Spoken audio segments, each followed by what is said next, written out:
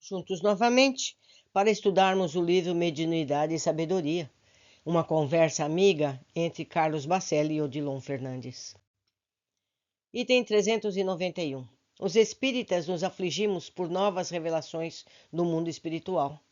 E completa Odilon: não ouviremos, porém, as sábias palavras do Senhor, anotadas por Lucas no capítulo 10, versículo 41 e 42. Marta, Marta, andas inquieta e te preocupas com muitas coisas.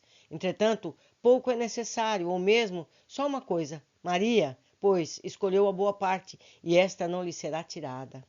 Vocês lembram essa passagem em que duas irmãs estavam recebendo Jesus? Uma foi atribulada, fazia comida, e a outra ficou escutando Jesus. E Jesus dizendo que o certo era ficar ali escutando com ele, porque a comida a gente podia fazer depois. 392. É pouco, é necessário, ou mesmo uma só coisa?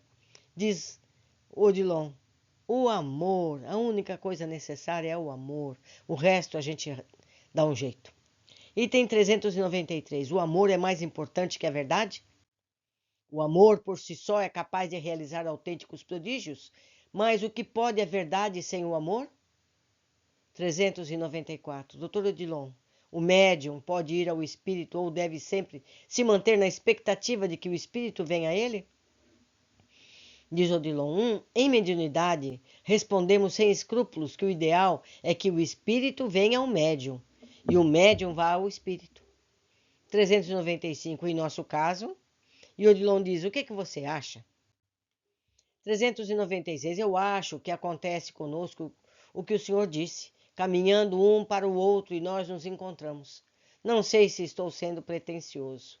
Odilon fala pretensioso porque mediunidade há de ser assim. 397, em alguns casos, não serei eu que tomo a iniciativa? Odilon fala, responda você, muita gente está ansiando por sua resposta.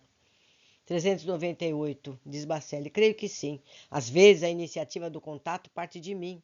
Sou eu que, na condição de médium, procuro o Senhor. E Odilon, eu me sinto no dever de atendê-lo, já que dentro das possibilidades, quando o procura, você me atende. Entre amigos e espíritos afins é assim. Quem deixaria de retribuir uma visita, de responder a um telefonema ou uma carta? Seres humanos e espíritos devem se relacionar como seres humanos se relacionam com os seres humanos, e os espíritos se relacionam com os espíritos. Item 399. Nem sempre me sinto em condições de atendê-lo.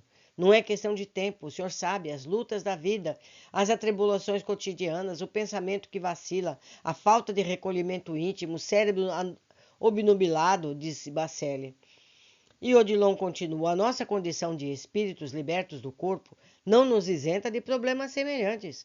O trabalho, aliado à boa vontade e à perseverança, acaba por remover qualquer obstáculo.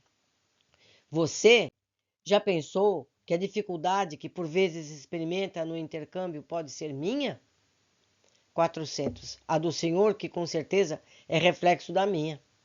Seja a sua, diz Odilon, ou seja a minha, do médium ou do espírito, é um chamado a suprir as deficiências um do outro. 401. Quanto mais escuto mediunidade com o Senhor, quanto mais estudo mediunidade com o Senhor, mais percebo que é tudo uma questão tão natural.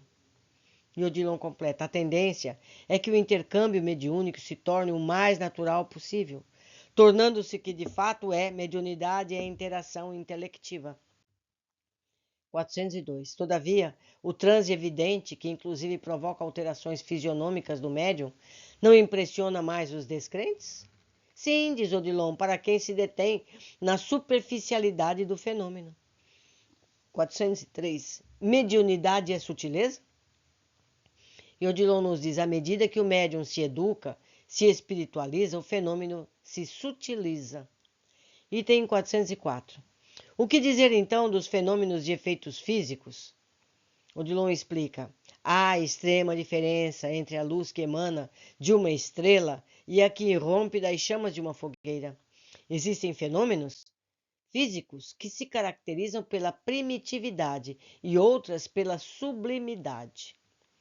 Item 405. Bacelli fala. Como o dirigente de uma sessão mediúnica deve proceder no que se refere à triagem de seus integrantes, pelo grau mais ou menos acentuado de mediunidade que cada um apresenta? E Odilon explica. Em primeiro lugar, não dá para aferir assim o grau de mediunidade que quem quer que seja. A faculdade mediúnica, que salta aos olhos, nem sempre é a mais produtiva. A boa vontade, a disciplina, o interesse pelo estudo, o sincero desejo de cooperar devem ser fatores elevados em consideração. O médium que não persevera em suas atividades junto ao grupo, além de se constituir em exemplo negativo para os companheiros, não inspira confiança nos espíritos que pretendem trabalhar com seriedade. Item 406. O grupo, mesmo sem contar com um médium ostensivo, deve continuar reunindo-se? Odilon ensina, o grupo mediúnico, embora possa não contar com nenhum medianeiro no exercício ativo de suas faculdades, não deve desconsiderar a eficácia da oração em conjunto, daqueles instantes de recolhimento. O trabalho de doutrinação dos desencarnados não se dá apenas através da palavra articulada, e depois o princípio desta ou daquela faculdade mediúnica, inerente a todos, poderá, com o tempo, se manifestar neste ou naquele que se predispõe a servir como intérprete entre os dois planos. Isso é importante, meus amigos. A reunião em que se estuda em voz alta serve àqueles que estão à volta ouvindo, espíritos muitas vezes trazidos para ouvir. E já soube também que a espiritualidade pode transmitir esse encontro à distância para os espíritos poderem ouvir lá onde estiverem. Então, o importante é estarmos reunidos estudando em voz alta, trocando ideias. Isso é importantíssimo.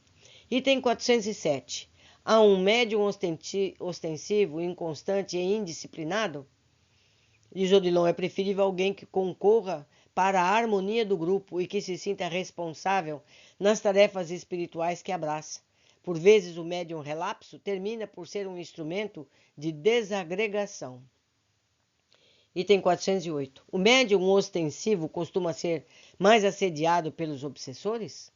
Diz Odilon, o mais assediado é sempre o mais invigilante. O médium precisa entender que ele não é peça imprescindível.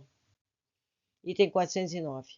Como o dirigente deve agir com um médium indisciplinado, sempre faltoso às sessões?